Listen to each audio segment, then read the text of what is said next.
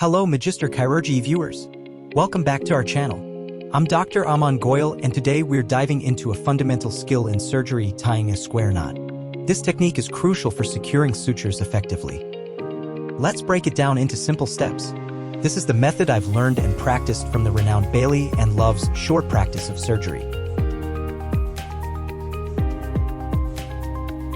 Start by holding one end of the suture in each hand.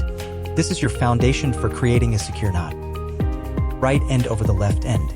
It sets the stage for the knot structure. Now wrap the right end around the left end, forming a loop. This step adds stability to the knot.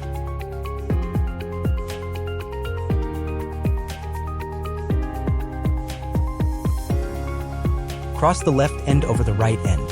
This creates the signature appearance of a square knot. To secure the knot, pull both ends simultaneously. This ensures a tight and reliable closure.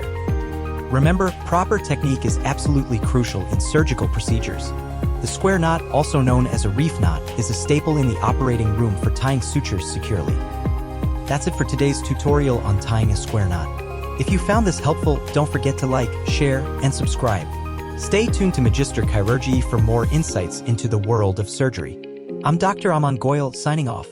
Until next time.